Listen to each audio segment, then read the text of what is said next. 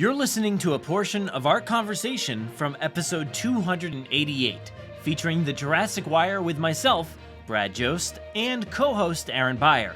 If you want to hear the full conversation, download the episode on Spotify, Apple Podcasts, Amazon Music, Google Podcasts, or wherever else you listen to podcasts. Today we take a look at all of the recent news coming out of CinemaCon for Jurassic World Dominion. Please be warned, there may be spoilers here for Jurassic World Dominion, so do not watch if you don't want to know. As always, be sure to let us know what you think, and of course, we hope you enjoy it. So let's move on to our final topic, right? Yeah, our final topic for this show. And I know we're 2.5 hours in probably at this point, but this is a shame that we now have to talk about. It's a shame. Now we're starting the show, guys. It's Jurassic World Dominion at CinemaCon. And I tried to breeze through this episode, but it didn't work. So now we're going to talk about Jurassic World Dominion, the number one thing that anybody wants to ever hear about. So if you aren't aware, Jurassic World Dominion was showcased at CinemaCon, and CinemaCon, if you aren't aware, is a presentation thing, a multiple day thing for exhibitors for movie theaters. So not public, not stuff like that. It's basically just a behind the scenes, presentation. So exhibitors know like what movies are coming up, what they have to be involved in, what kind of, all the posters out there, all that good stuff, like what trailers are going to be out there. So they get to learn a lot about the studios and what they've been doing and what's going to be the future of the theaters. So of course, Universal is like, we're going to show some other stuff, but then we're going to end the night on Jurassic World Dominion and show off some stuff. And, it was apparently very short, but there's a lot packed into this stuff here. So any quick reactions before we dive into some of the content here before we get going? It sounds cool. I know it's designed for exhibitors, so I'm glad that this isn't like leaked online because I would have gone to find it. But how many more things are they gonna release between that's the problem and a whole year from now? People are expecting like we're gonna get a trailer soon, which I don't know how accurate that is. Like, it just seems like, is there a need right now to keep reminding people that this movie's coming out? Like, I'm sure we'll get a month in like about a month. We'll get an article from like Variety or something about the COVID procedures like Jurassic World Dominion again. We're getting so many like random things like that. But this movie's a year out at this point, right? Mm-hmm. No, a little less than a year out. But like, yeah, a little less. Every movie that comes out is an event at this point because there is no back-to-back blockbuster summer releases anymore. Yeah. So like when this movie comes out, it will be the only movie you can watch for a month. Like, well, and the problem with this kind of thing is like maybe in the past CinemaCon could have just, skirted by without anybody really becoming aware of what was going on behind the scenes. But nowadays you actually do have like, writers and editors from different, movie blogs and vlogs or whatever, out there at this event covering it and instantly having an article ready to go or video or whatever the case is. So it's not like, and even like the Disney investors videos and meetings and stuff like that. It's like, hey, this is just a call, an investor's call, but now it's heavily publicized as a thing that we're all waiting to hear the latest news. So it's kind of a weird thing, like we shouldn't really be hearing about all this stuff, but we are. I guess that's the other thing. It's like I'm with the teaser. I read there was going to be a teaser. I knew I wasn't going to be able to see it, but I still like hunted down like cell phone footage. And what I saw, you had no opportunity. I should preface because this was part of the podcast. We went through this on this, the thing that we deleted. I had no way of seeing the teaser. Like, I need to put that out there. Canada's theaters were still not open. There was absolutely, we went in the last podcast we did and canceled, we screen grabbed all the theaters around me, close. I have no way of getting to the States and then back. I can go to the States. There's no guarantee that I could have gotten back at that point to Canada. So the argument on the last podcast was there was no way for me to see the thing. So I hunted down cell phone footage. Yeah.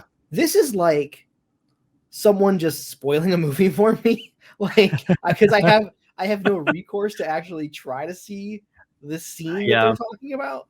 So this is literally just like someone spoiling a movie for me.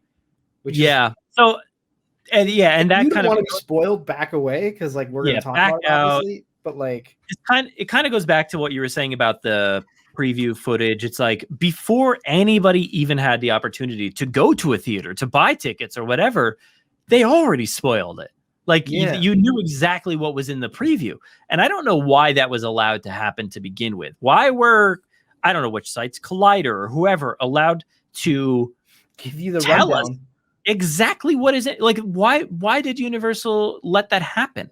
I don't know. Like, it's mind-boggling that was allowed to happen. That literally every detail of that preview was in an article before, however long, weeks or whatever before. So that's the case here. Is like, yes, we have never seen anything, and it's not meant to be online. It's not meant to be something leaked out. I don't know if you remember, and you maybe remember, but like before Batman versus Superman was a thing. Oh, I remember. It was CinemaCon that leaked out footage. I believe it was CinemaCon, or maybe it was one of those other things. But they leaked out that footage of Superman hovering above the Batman sign or whatever, and it was like nobody. We're not supposed to see that. The public's not supposed to see that. Maybe it was like it was a Comic-Con. It was for sure a Comic-Con or whatever. Maybe it was Comic-Con. Now that I'm thinking about it, but like, still that's an exclusive thing where like you paid to go to that you're the only ones who should be seeing that. But like then it gets out and then everybody knows, and then it's downhill from there. So this is kind of like that in a way where like, but this is even should be more not secure, but like it's only for exhibitors of movies.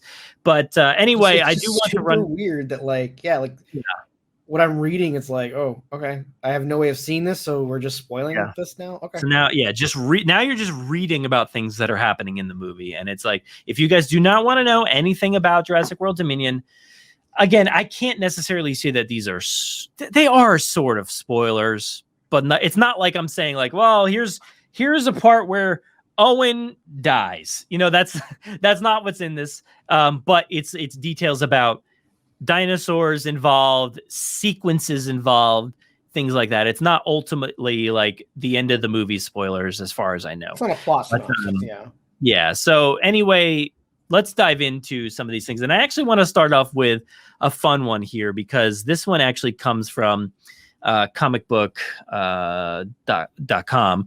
And so Brandon Davis, which, he's a pretty good follow if you want to take a look at his stuff. He usually covers mostly like Marvel Cinematic Universe stuff and all that. He's got a good podcast.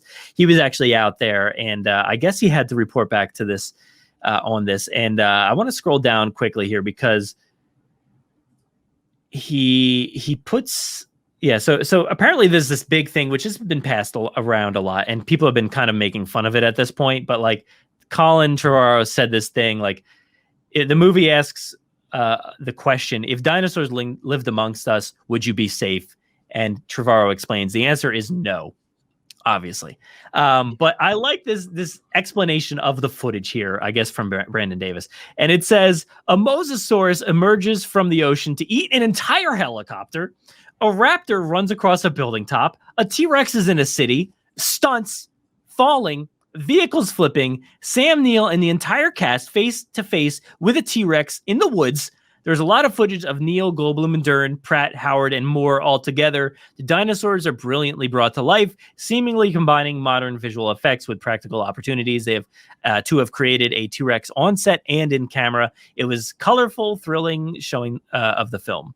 So I was cracking up when I was first reading through this, and I was like, stunts. A mosasaur eats a whole helicopter, stunts, falling. What is happening? this is crazy to me, like reading about this. Like these are things that, like, yeah, I would have much rather have just seen this in a trailer or just, like, why is this just out in the movie? here? And this is the problem with like knowing these details just basically like a year out, like, and this is the problem because we have almost a year to go, or less than a year, and everything's going to be spoiled. And that's my problem with Fallen Kingdom. I loved the movie, but by the end of it, I was like, I saw the whole movie. I knew the whole movie already. And I, like I said, I love that movie probably more than most people. At the time when I first saw it, I was a little disappointed, not in the movie itself, but in the experience. And I hope that's not going to be the case here, but I'm afraid it probably will be, because yes, I like reading about what the movie is, but I also don't like reading about what the movie is. I was gonna say, no one's forcing us to read these things. We could easily just breeze past these articles. Of course, I don't have to click sell to a poacher, but and I won't. But here we are reading this anyway. So vehicles flipping, sure, of course, vehicles are probably going to flip. We know that there's a T-Rex in this movie, and interestingly enough, a raptor runs across a building top. Everybody is reporting on the raptors running across buildings. And I love that they are not connecting dots as far as, hey, it's probably not blue. They would have said blue runs across a building if they saw that and it was blue. It's definitely the Atrociraptors. I'm going to say, I think it's the Atrociraptors. Yeah. Yeah. I think it's 100% because they're saying like a raptor runs across this. They're not saying blue. I think it's definitely the Atrociraptor or one of the assortment of Atrociraptors, which we can call raptors because that's what they are. Right. So it works. But there's fun things in here. So, again, Colin's been waiting to make this movie. This is an old quote. Let's see if there's anything else new in this article. Jurassic World Dominion is a celebration of the franchise, and it concludes a story that Steven Spielberg started in 1993. Laura Dern says it's everything we could have ever hoped for and more. The footage shows the original cast referred to as legacy characters interacting with world characters in many instances. Again, these are just like, why wouldn't Laura Dern say it's everything I've hoped for and more? Right, because she just made a boatload of money, I'm sure. So apparently this was like mixed with like old footage and I guess some new footage and imagery or whatever. I don't know if it was a full video or just images. I don't know. So in the footage from the set of the original Jurassic Park movie, Jurassic Park, Steven Spielberg explains a mosquito to a young cast member. We've seen that before. Actually, yeah, that's hilarious. That's hilarious footage, behind the scenes footage, because Steven Spielberg's, I think Timmy asks in the behind the scenes footage, Joseph Mazzel is like, well, how'd you do that? With pointing at the amber, and Steven's like, well, actually, what happens is that in the amber, they dig into the mine and they find the amber, and then they extract the DNA from the amber, and then they build the dinosaur, and then Ariana Richards is over there, and she's like, I think he just meant like, how did you make that? And it's like such a hilarious like little sequence of events, and he's like, oh well, I don't know, somebody made it. That's like plastic bug and resin, yeah. So it's very funny. So that sounds like that's what was shown there. And let's see, cast members remember the energy on set from the old days. I guess Chris Pratt remembers watching the first time he saw the dinosaur, Bryce Dallas Howard says. So it's kind of like a celebration of old and new and stuff like that. That's really all this article brings. It was basically just like, I loved how it was just like facts straight away. This is what was in it. I'll go to this article, which of course has not been loading like this whole time. I've been trying to get this thing to load every now and then, but it's actually pretty good. Sometimes it loads, sometimes it does not. Let's see if it actually wants to load this time. I mean, the stuff that was like spoiled for me was from Tom's article on our website, on our own website, yeah, which is actually summarizing what is said in this article here. Yeah, I'm sure but for some reason, Gizmodo will not load here. I don't know why that's happening, but wait, go, come on, load. I just want to see Jermaine's article. All right, I guess that's not going to work. Anyway, let's go to Jurassic Park podcast. Let's see what we can find there. There's new products from Fanatic, which, by the way, those look phenomenal. Oh my god, we didn't. Oh, we should have probably covered this Jurassic World Aftermath Part 2. No, we're fine. All right, so here's CinemaCon. More details from Tom. Tom went crazy this weekend with the articles. I even put out an article. What's happening on JurassicParkPodcast.com? All right, so Jermaine, let's see if this link works. I know it's probably the same link, but there it is. Wow, look, it worked. All right, so I don't know what's going on with the top of the website and ad. Cool. All right, so he's saying that like the footage probably ran 90 seconds and it was impossible to tell everything that flashed before your eyes. So he says the first image was a pair of Brachiosaurus being led by a bunch of vehicles in what looked to be a snow-covered quarry. That sounds completely interesting. Brachiosaurus being led by a bunch of vehicles? What is happening there? Brachiosaurus being led by... So are they towing the Brachiosaurus? Like, are they just herding the Brachiosaurus? Like, what's happening? Is it some sort of like agricultural thing? Like, I don't know. That's an interesting question.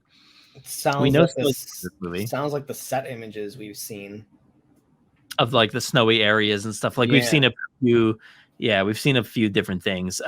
In the snowy setting as well, Owen is riding a motorcycle trying to chase down some dinosaurs. Okay. Dude, yay. We're bringing back the motorcycle. I'm excited for that. I think that was notably missing from the last movie. Yeah.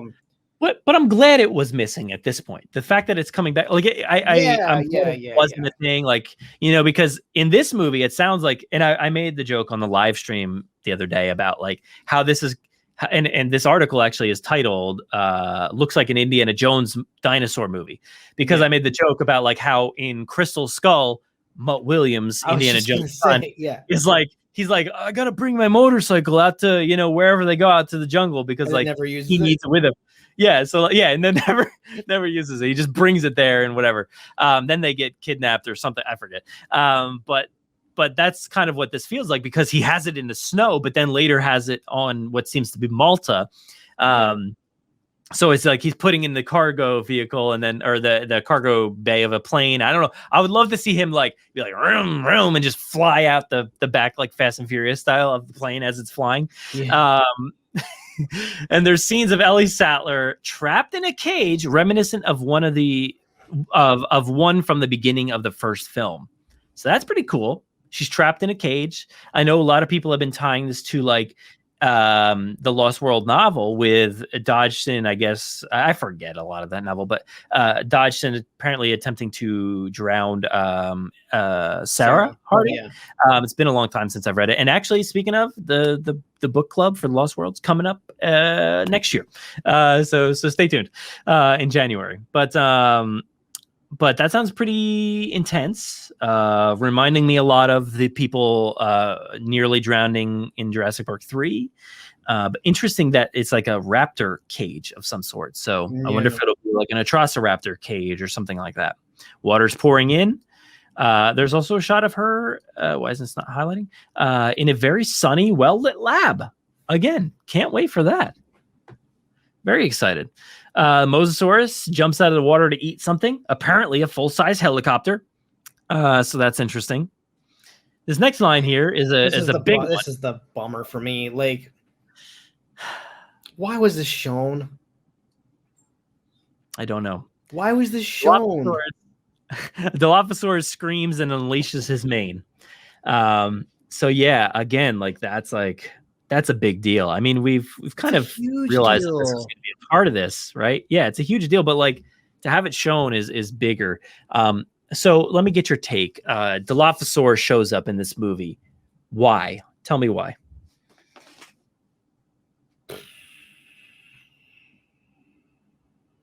I mean, I guess I really don't know why.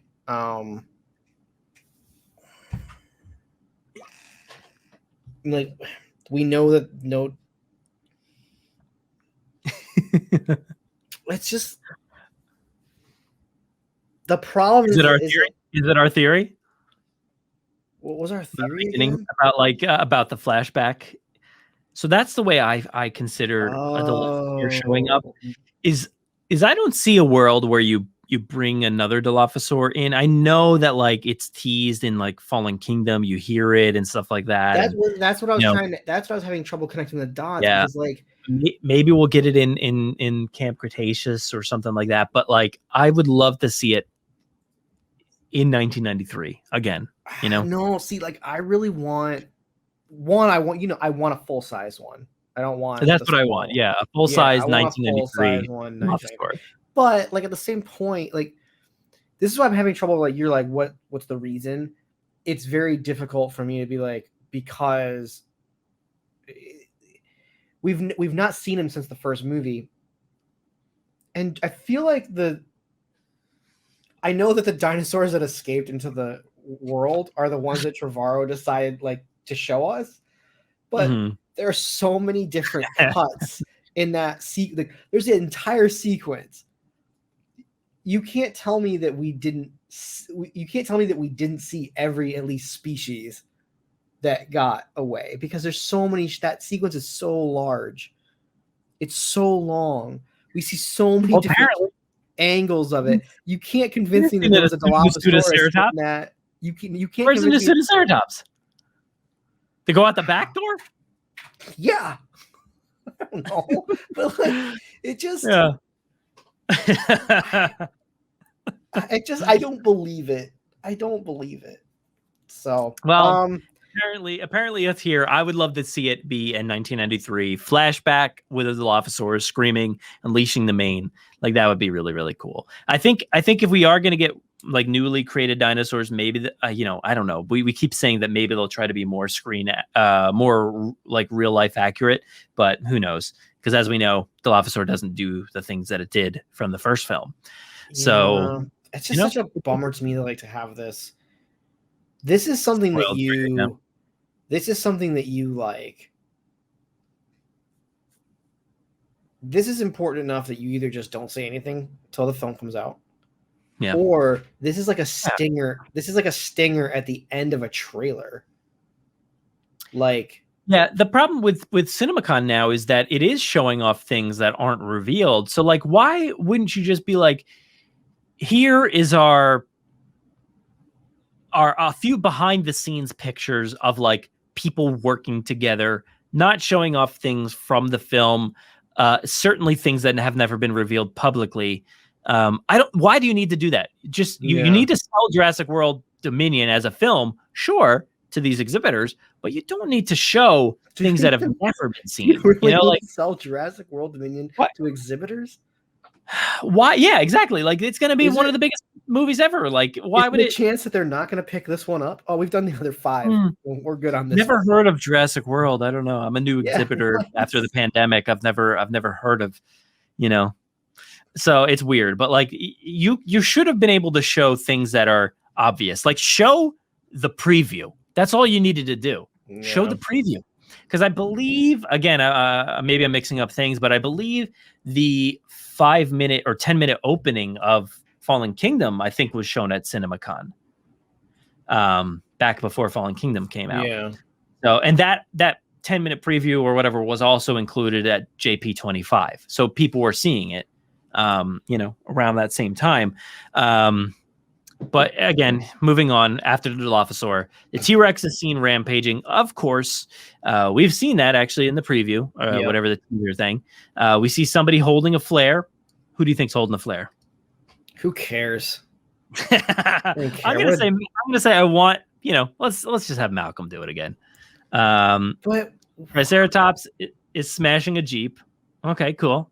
Definitely down for that. It's cool. We've seen it before, so cool. But like, I'm excited for it.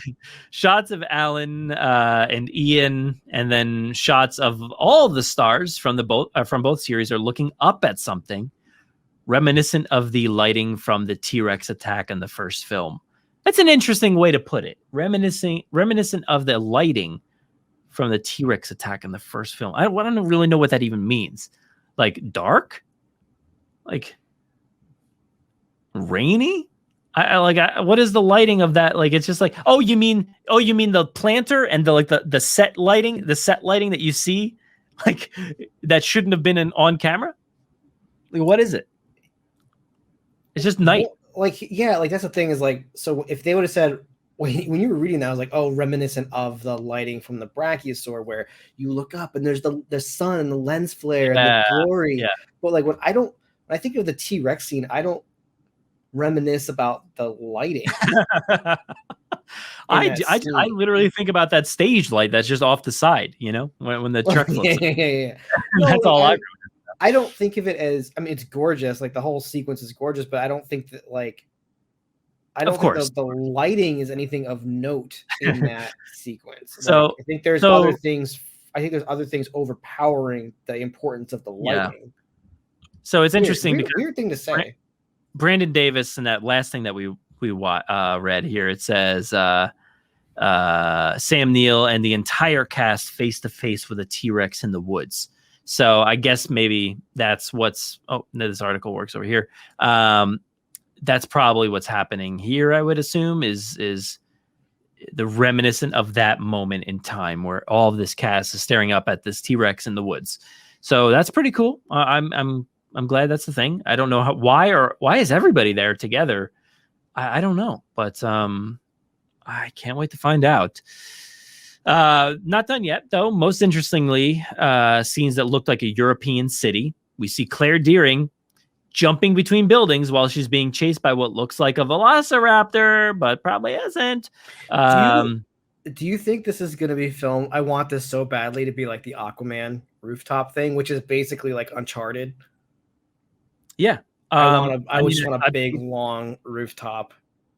Well, this is yeah. I mean, I think when you look at the city of Malta, let me bring up this Google image here. Mm-hmm. So Malta is where they filmed. It's like a European island city that's like Game of Thrones-esque kind of place where they filmed that before.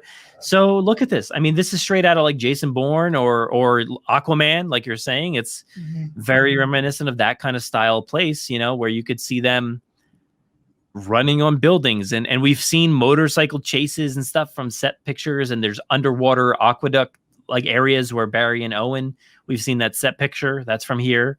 Yeah. So you could definitely see, dude, like how incredible is a raptor chase on these buildings going to be? Like, it's going to be out of control, amazing. So that's what's going to happen there. Apparently, Chair is going to be chased by a raptor. Claire and Owen jumping down into some ancient tomb. Huh? Okay. I mean, old city. You're going to have tombs.